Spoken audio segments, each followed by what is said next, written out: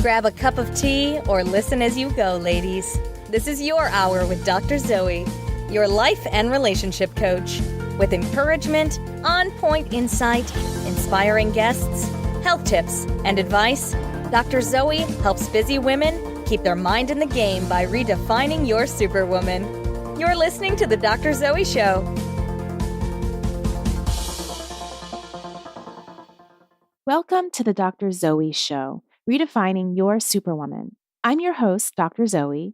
I'm a licensed marriage and family therapist with a doctorate in clinical psychology. I'm a life and relationship coach and a motivational speaker, and I can work with you virtually to help you get unstuck. My passion is helping women find their superpower, learn to embrace it, and share it with the world. Connect with me by texting the word JOIN to 38470 or go to my website at drzoeshaw.com. Today's topic, dreams are for losers. Shondra Rhymes started out her 2014 Convocation Speech to Dartmouth with those words, dreams are for losers. I love that speech. It inspired me, and I wanted to talk about it here today. Now, let me be clear. I'm never encouraging anybody ever to call anyone, especially themselves, a loser. But I will cop to using that word as an interesting teaser, especially because I know how people speak to themselves. Plus, I like the fact that she opened the speech with those 3 simple words. Now, I'm not calling anyone a loser, but our dreams can definitely trip us up, and I'm going to talk about that in a minute. But first up, my win and my fail. Now, I just want to make it clear that I share these things with you women because our wins and our fails are so important because we all fail. Sometimes we think we're the only one that does dumb things, but you're not. And we also all have little wins that we need to celebrate. So my fail is that I didn't finish all the volunteer hours for my son's school that I was required to do as a parent, which means his school's going to charge me. He goes to a private Catholic school. Parents are required to do these hours or you get charged. So I'm going to owe money at the end of the year, and that sucks. But I'm a busy mama, and by the time I got to it and started trying to put my hours in, everybody else had already filled up the time slot, and the due date is, well, it's May 1st, but it's gone. So it's life. It happens. My win, though, is that I got an hour break when I was working a couple days ago. And sometimes I'll take that time and try to follow up on emails, return phone calls, things like that. But I just decided, you know what? I'm going to go downstairs because I was doing virtual work that day. And I'm going to take my daughter for a bike ride. So I ran downstairs and I told her, get on your shoes. We're going to go for a ride. And we both rode. She really just learned how to ride her bike. We rode to the dog park. We came back home. And I started my next session because it took us about an hour. But it was so refreshing. And it was a win for me as a busy mama. And I'd so much rather choose that over doing volunteer hours at my son's school. So yeah, that's my win. So on to the topic, are dreams for losers? I have so many clients with amazing dreams, amazing ideas, and amazing talent, and yet they're frustrated. They haven't accomplished them, and sometimes they feel like failures, and sometimes they call themselves that L word that I talked about. There's nothing like an unattained dream to foster depression. But listen up. If you have a dream, it's there for a reason. I don't believe that God puts ideas, thoughts, passions, drives, desires in our hearts and brains for no reason. I just don't. I believe, just like Elizabeth Gilbert spoke in Big Magic, that dreams have a life and an energy all to themselves, and they're sent to you, and you're supposed to do something with them. And I'm not talking about a dream like owning a big house or buying a jet plane. That's cool, and you can dream about getting those things, but that's not the same as a dream. That's stuff, and it's really just a byproduct of any good old hard work. I'm talking about dreams of doing and being, not attaining stuff. Those dreams of doing and being, those are precious. They're sacred because they can only be done by a chosen few. Whatever your dream is, it's unique to you. It's unique to your talents and your abilities. And my mom used to talk to me when I was young about the whole biblical concept of talents. And I don't know why it impressed upon me so deeply. Maybe because I knew that I had some pretty clear athletic talents and some other talents and abilities. And I was always worried that somehow I wouldn't harness them, like I wouldn't express my talents, and that if I didn't, or if I didn't work hard, that my talents would be wasted and I would lose them. So I did work hard, and maybe that was really just my anxiety needing a place to land. But as I've gotten older and I've watched people with crazy amount of talent waste it, and I've watched those with less talent grow it, this concept has become more and more clear and valid to me. You have to be a doer. The dream is a fantasy, guys. You have to do to make the reality. I used to dream of being an academic. I used to want to be like the next Sigmund or Anna Freud. I wanted to create new theories and be known for my new psychological theory. I used to think that anybody could sit with somebody and help them share their story. Anybody can encourage and interpret. I wanted to be an academic who used impressive words. I wanted to be that Dr. Zoe. That was my dream, but that's not who I am. I'm smart, but my gift is working with real people. And now I'm honoring that gift and walking in it and growing it. My gift is in encouragement. Shondra Rhymes talked about how she dreamed of being Toni Morrison. I can totally relate to that. And a direction is great, but we can spend our lives dreaming. And when she finally let go of the dream of being Toni Morrison, and she started working on becoming the best writer that Shondra Rhymes could be, when she stopped trying to be like to write the same way that Toni Morrison wrote, and she started doing the work of writing like herself and discovering her own writing, she broke glass ceilings and she paved new roads. And the cool thing is that she had the amazing experience of having Toni Morrison, the woman that she dreamed of being, want to meet her and have dinner with her and ask her questions about herself. Now, if she had never let go of her dream of being Toni Morrison, she never would have found herself, Shondra Rhimes. We have to start doing. And when we can let go of the dream enough to start becoming who we are, we will accomplish so much more than we ever imagined. So if you're going to bother dreaming it, take the next step and start doing. I don't care how teeny weeny little the step is, just start doing. Don't hide your talents under a dream of greatness. Stop the lie that things have to fall into place or be perfect to get started. Now that's how we trip ourselves up with our dreams. Our dreams scare us, and they should. If it's a noble enough dream, it should scare us to death, and still we need to just start. And I say this from both a place of procrastination. I just talked about my procrastinating self and how that kept me from getting the volunteer hours I needed to get. Not my dream, but I say this from a place of understanding procrastination and understanding doing. I've done both. I've been both a procrastinator and a doer. And doing has always paid off. And I know you've heard the saying, reach for the stars and you may land in the clouds. But believe me, the clouds are not a bad place to be. So just get started. It doesn't have to look perfect. It doesn't have to be pretty. I started this podcast having absolutely no idea what I was doing. And maybe it wasn't the best way. My audio sucked. I was bootstrapping it.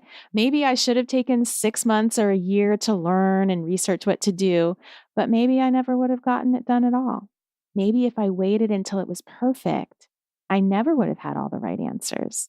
And guess what? I can actually still do better. And I'm working on that, but I'm not waiting. Instead, I started and I learned along the way, and I'm continuing to learn, and it's been a bumpy road, but it's growing. So if you want to be an author, or you want to start a business or a restaurant, or you want to be the next president of the United States, stop dreaming. It's holding you back. Just take the next smallest baby step toward that goal, and then the next one, and then the next one. And look back a year from now, 2 years from now, and you'll be amazed at how far you've come if you just start the doing now. And I know it's scary. I know it may be terrifying. Fear is actually your friend. Fear tells us two things, and two things only. You're going in the right direction, or you'd better turn and run. If you know you're not in danger, then keep walking in that direction, taking baby steps towards your best self. You've got this. Next up, health tip. I have a health tip today, y'all. Our bodies and our minds are intimately connected, and that's why I have a health tip segment. So my health tip is that sleeping with a weighted blanket helps insomnia and anxiety. A study at PTSD Journal found this. And so, how does it work? Now, we know about putting weighted jackets on animals to help with their anxiety. We know about putting weighted blankets and things like that during the day on kids with autism and how it helps calm the nervous system down. But who thought about doing it at nighttime? So, how does it work? A weighted blanket molds to your body like a warm hug. The pressure also helps to relax the nervous system. And the cool thing is it's totally safe and it's an effective non-drug therapy for sleep and relaxation naturally. Psychiatric, trauma, and pediatric hospitals use weighted blankets to calm a patient's anxiety, and it promotes deep, restful sleep. Just like swaddling or comforting an infant, the weight and the pressure on an adult provides comfort and relief. So, when pressure is gently applied to the body, it encourages serotonin production, which we know is an important chemical in our brain connected to depression. So, it encourages serotonin production, which lifts your mood. And when serotonin naturally converts to melatonin, your body takes the cues to rest. How cool! So, get a weighted blanket. And now it's time for Real Talk. This is Real Talk, where I answer questions from my listeners and I share my own musings and encouragement. So please reach out if you have some questions you'd like me to address on the show. All questions are anonymous. I take your confidentiality seriously as if you were my own client. You can email me questions to zoe@drzoeshaw.com or connect with me on any of my social medias. This question was curated from my column at thegritandgraceproject.org, and you can also submit your questions directly to me. So the question is, one of my goals for 2019 was to get a promotion. What's the number one thing I can do to get noticed at work and prove to my boss that he should promote me? I hate talking about myself, but I know I'm good at my job and I'm valued in the workplace. So great question. I love helping women get promotions. I helped a client recently get a 28.5% raise and a promotion.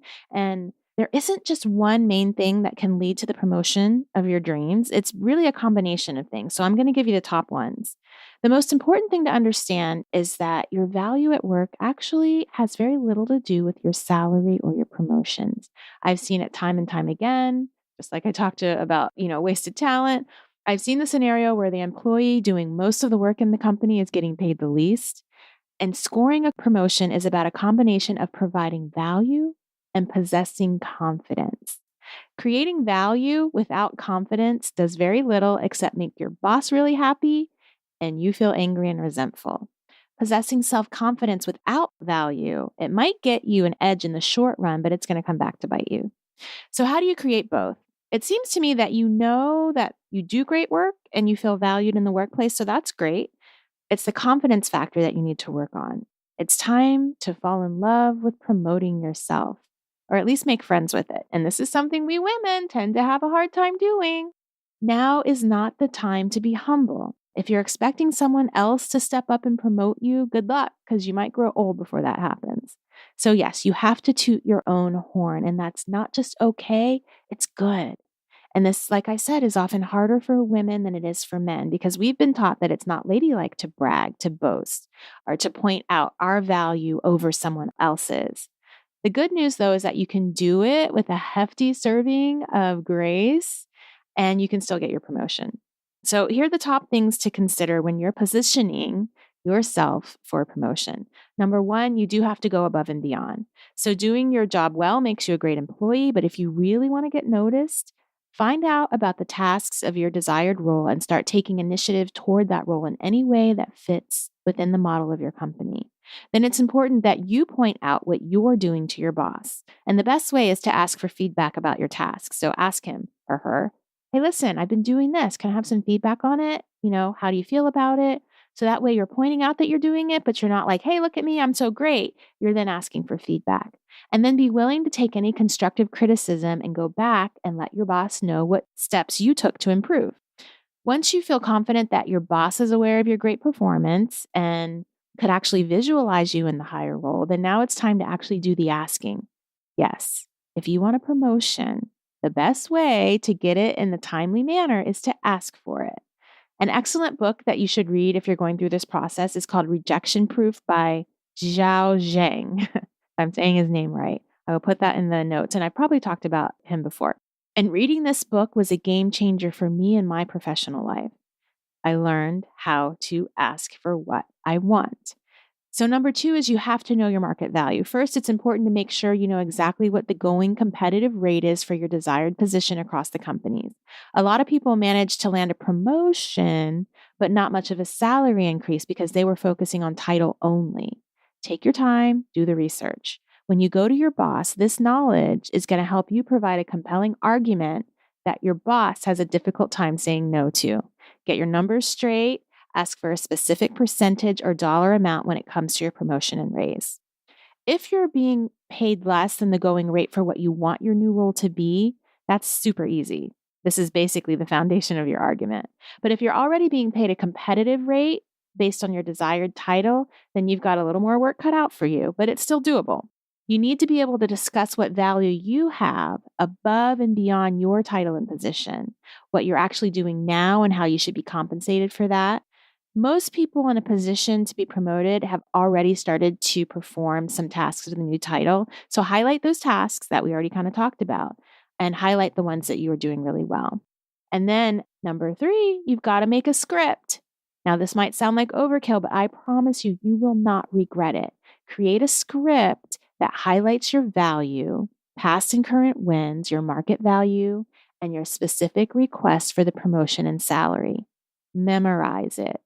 Practice it until it rolls off your tongue. Practice it with a friend.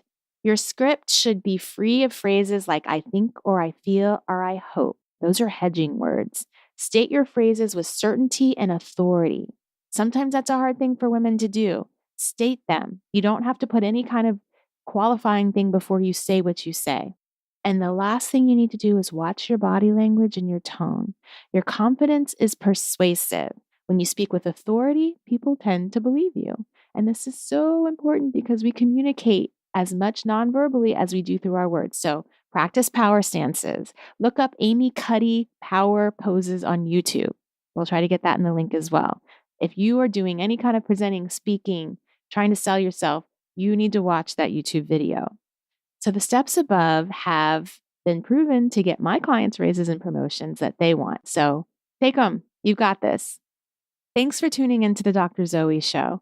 New shows go up on Tuesdays. Subscribe so you don't miss a show. And if you're interested in coaching or therapy, or you just want to get a little more help, go to my website at drzoeshaw.com or any of my social medias at the handle Dr. Zoe Shaw. Join my free newsletter by texting the word join to 38470. I send out encouragement and great info. I look forward to speaking with you wonderful ladies on social media throughout the week. Have a super week. You've been listening to The Dr. Zoe Show, redefining your superwoman, with your host, Dr. Zoe Shaw. Don't forget to sign up for her monthly newsletters to get encouragement, tips, and skills for keeping your mind in the superwoman game. Connect with her now at www.drzoeshaw.com. Tell your friends and subscribe to her podcast on iTunes. Join us next time for another edition of The Dr. Zoe Show.